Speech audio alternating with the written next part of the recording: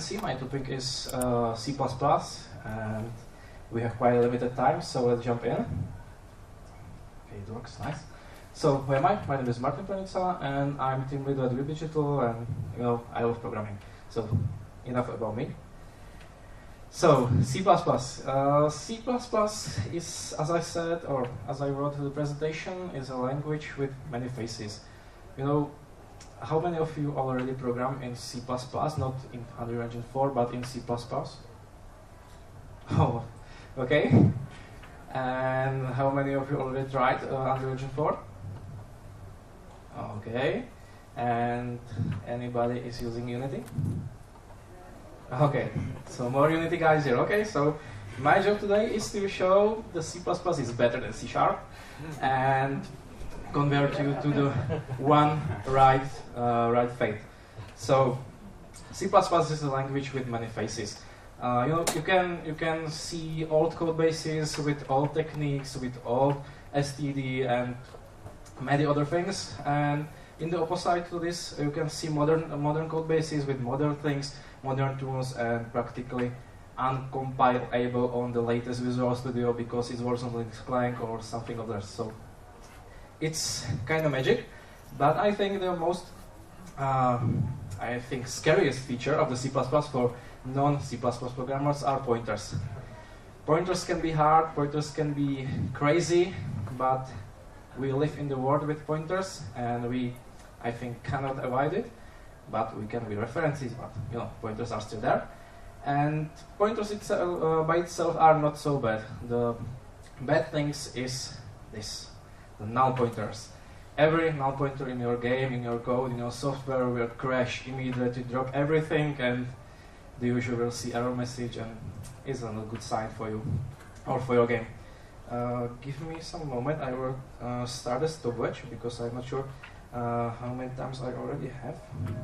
Okay, and null pointers is a problem which you have to address it. But if you kind of get familiar with pointers, you will practically don't know about something like null pointers because it's easy and your code is safe and you know what you are doing. And I've been talking about C++ for past minutes, but we are on the talk with Unreal Engine 4. So why is C++ in Unreal Engine 4 cool? Because Unreal Engine 4 itself is, first of all, it's, let's say, open source, so you can see the whole source code, you can see everything, and the code itself, from my perspective, is one of the best. Maybe you don't agree with me, but I saw a lot of C++ and other language code bases, from the proprietary engines, to the enterprise applications, and honestly, I think the Unreal Engine 4 they did pretty good job to creating a modern code base which is understandable, and it's well written and it's documented, and I think from my perspective it is a pleasure to work with. So don't be scared. Many Unreal Engine 4 presentations will show you, hey, these are blueprints and use it because they are easy and cool and so on, and they are, absolutely. And in the newest version of the Unreal Engine 4, you have a function called nativize, which will convert your blueprint to the native code, to the C++. But it's converted code, it's not a code you will write by your hand. So still, the C++ is there, and don't be scared to use it. Don't be scared because it's powerful and it's easy. I call the C++ used in Unreal Engine 4 something like Unreal C++. If you ever work with Visual Studio, so there is something like Visual C++, and it contains some own extensions, and same apply to the Unreal C++. They created some facilities and some preprocessor tools which helps you to create your game and your code easier and without, hopefully, bugs. So maybe from first perspective, when you see some code in Unreal Engine 4, it will be something weird for you because they're using, I don't know, macros above the class, and what is macro above the class? It's practically nothing. Yeah, for the classic C++ compiler, it can add some things or remove some things, but it cannot add some semantics to the classes. So Unreal Engine 4 is added some facilities which helps you to create easy code for you and more maintainable code for you. So I thought about live coding. It's kind of risky, and I think everything will blow right now, but let's try it. So I have here the engine itself. We will launch it, or the launcher itself, and we will start the engine.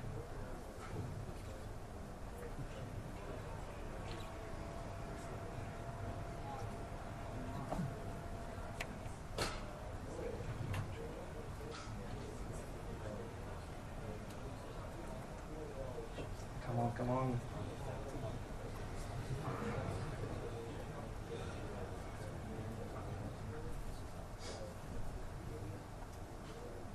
Okay, so engine is up, and you can just create a new project.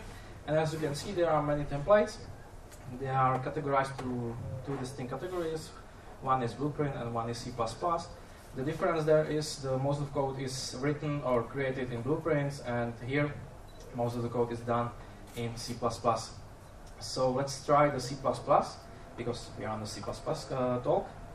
Let's try the basic code and leave the desktop maximum quality and with starter pack. Let's call it something more reasonable. Create a project. And some magic is going on.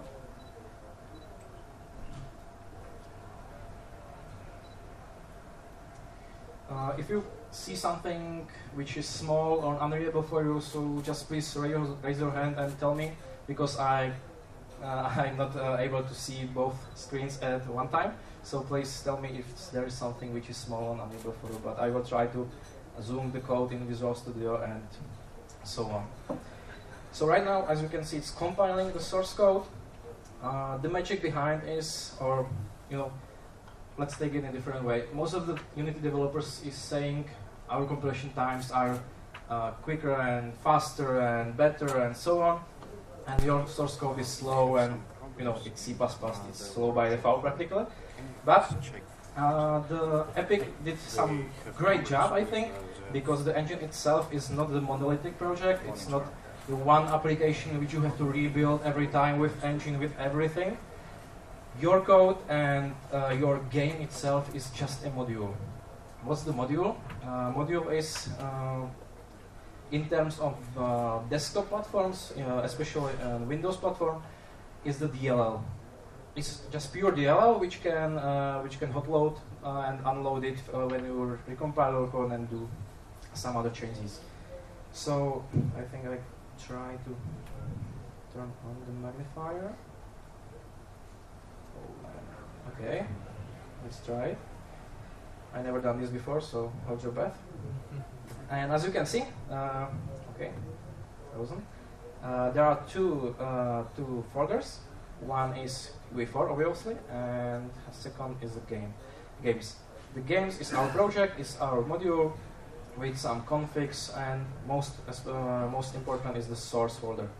The source folder contains the folder which is called the same as the project, and some C# things. We will not talk about these C# things right now. Let's look into the C++ code. So, as you can see, there are some easy and short code. So, why is it so hard? As you can see, it's just one line with code and everything works. It's kind of magical, right? There is some header, nothing there. There is some game base mode, nothing there. And there is the last header file. As you can see, practically nothing there. So this is our game right now. As you can see, it's pretty straightforward, and we can talk more about these macros. If you are C++ developers, and most of you raise your hand already, and it's a bit scary to me because I never thought so many C++ developers will come to this talk, but let's try. As you can see, there is a macro called uClass, and the uClass, if you are a C++ developer, what's it doing? Because it can be replaced with some text, but it can do nothing special practically. And same apply to generated body. What's going on? What is it? What's the API macro here, or the symbol if you like? There are some helper things which can easier your programming in C++ because you like to connect your code with the engine, you like to connect your code with blueprints, and there is a whole lot of things you have to done if you don't use these macros. And for example, if you create some property and you like to change it in the editor, you have to some kind of reflect it. And as you know, the C++ have some reflection, RTTI, and RTTI is obviously not so great for those big projects, and it's poorly implemented across the platforms. So Epic did something like that. They created some kind of their own RTTI runtime type information, which will provide them information about the classes, and it can be shown to the editor and so on. Okay, so who is doing this magic? We can zoom out a little bit. Okay.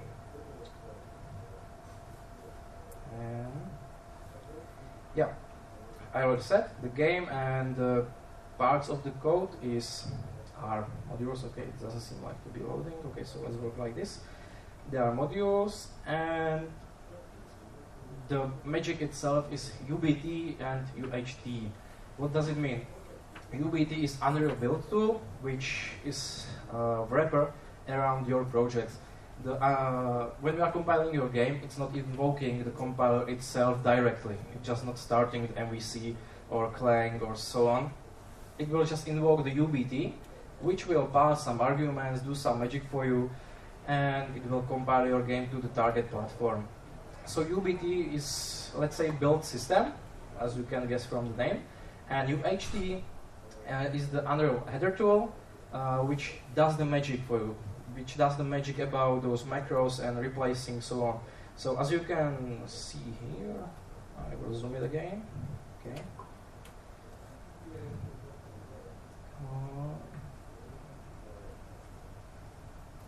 Okay. Let's do it. Oh man, that's so much. Get up. Okay, as you can see, there are those macros. I already talked about it, and also there is some magic header which we didn't saw in the Solution Explorer, and it's called generated. It's really important. Don't forget to add it if you are using those magic macros and you are extending some Epic source code, because the generated.h is the source file which contains those reflections and those magic things, and it's full of unreadable mess. But it's not mess for the engine, because it will point some, I don't know, the properties will reflect it there, and it will have contain some commands and everything. So generated is important, and don't forget to add it to your source code. It will be added by default if you are creating the class through the engine itself. But if you encounter some errors about, I don't know, macros and so on, just make sure the generated H is included as well. Okay, so UBT and okay, I thought about live coding. I hope we have some more time right now, so let's do it. We will create something which is called pawn. Pawn is something I think I have. Okay, I have here. There is some hierarchy of the classes in engine, in Unreal Engine. You can see there is UObject, there is actor, there is pawn, and there is character. The UObject is the God class. It contains every magic, and it will ensure your objects and your instances are garbage collected and reference counted properly and so on. And the actor class is necessary to be parent for every object you like to create or spawn on your scene, on your level. If you are working in Unity, there is something called game object, mono behavior if you like, and you extend that. But here, everything which goes to the scene or level directly have to be actor. Right now, it doesn't make sure for you there is a transform and so on. Transform and these things are other components. Actor itself is just a requirement which have to be passed to spawn the object to the scene. So actor, and the pawn is the child. And pawn itself is useful when you are trying to possess it. What's mean possess it? To control it. Just play as the character and use it, or I don't know, make some enemies which will be controlled by AI and so on. And also, if you don't like to create the whole things like movement, jumping, swimming, and so on, there is already created class which is called character, and it's, let's say, better pawn with those things like movement, jumping, and so on and so on. So let's try to create our pawn. I will just create the file, but I will show you the source code from different project because we don't have the time to write everything, and I don't want to risk, honestly. So I maybe was a little bit quick. So, but as you can see, there is a file. There is a new C++ class. Just click on it, and you can see choose parent class. So we like to create our custom pawn. So let's inherit from pawn, and click next. Name it as you want. Let's say we will choose or leave the my pawn. And there is a small decision if you like to structurize your game in different modules and just make your code cleaner. You have to decide if this class is public or private. What does it mean? It means when it's a public, the class itself can be referenced and used from other modules. If it's private, it cannot be. So let's say our pawn is public, and as you can see, the path is changed to the public. So public things are in the public folder, and the private are under private folder. But as you can see, you may ask why the C++ is under the private folder, because we checked here the public, yeah, right? It's a good question, because the C++ code, the logic itself is private. You don't need it in your other modules. You don't. It's useless for you to have the C++ code in your audio modules. You just like to have the method descriptions, classes, and so on. So this is the reason. And when I click private, as you can see, the header itself is in the private, so it cannot be referenced. From the other modules. So let's create it.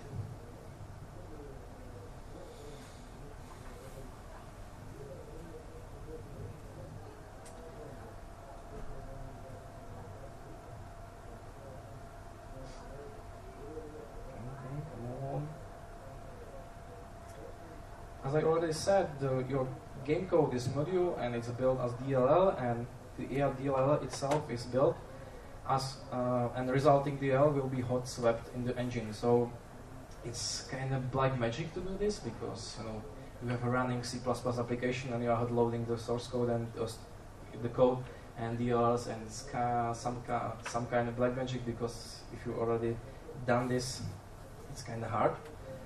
So okay, we have compiled our DLL and it was hot swapped, and in the Visual Studio we already have some new things. Oh man! So private, public, as I already said. In my pawn there is the node structure, uClass, also the generated age, the API.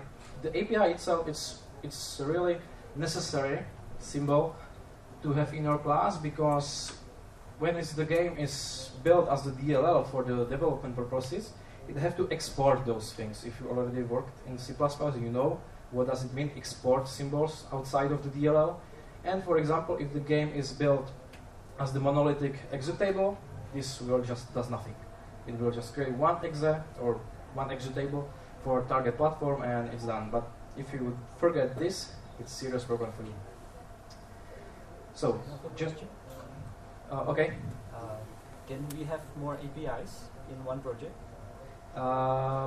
Yeah, every module has its own API. So if you create, I don't know, 2 modules, 3 modules, it will have its own APIs. But it's not possible to do it in one module. Or maybe it is, but you will break things. Okay, so as you can see, there is a default constructor, there is something called begin play, tick, and stop player input component. I think for everybody this is understandable code, or do you think there is something you just don't know? I think in terms of C++ code, this is the easy and readable code. Yeah, there is nothing magic. Virtual function, we are overriding it. Sorry. As well here, and same goes here. And there is a forward declaration, so it's just simple C++ code. And let's move to the CPP file.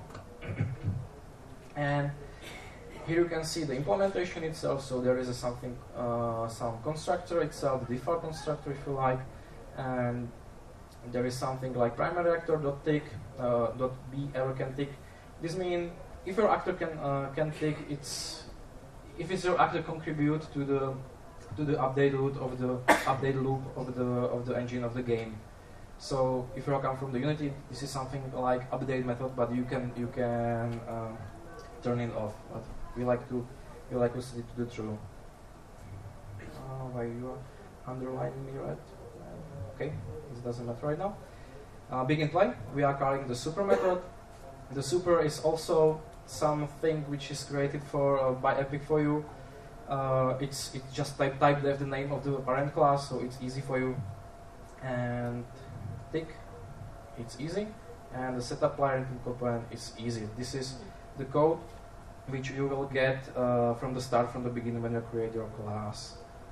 Oh man, my time is running out and I didn't show anything.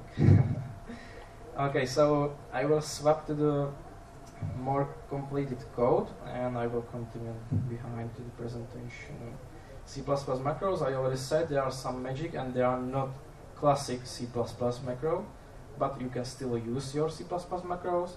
There is a garbage collector, so as you know, the C++ itself doesn't have anything like C++ collector. They have smart pointers, for example, but they are not C++ collectors. So Unreal Engine 4 has its own garbage collector, and if you are extending the U object, you will contribute to the garbage, and which will be postponed and clean sometime. Components, there is a difference between Unity, because when you are creating an object inside the Unity, it's game objects, and you are adding the components, which is your logic to the components. But in Unreal Engine itself, you have control over the actor itself. You can give it some meaning, some functions, and some things, and just using components extend the behavior. So, for example, if some enemy has to be aggressive, so I will have some main logic inside the enemy actor class, but I will add some aggressive component to it. As I already said, there is tick function, yeah, some data attraction. I will not go there right now. And let's quickly look to the source code. Come on. You can do it. Cool. So here is something called my character.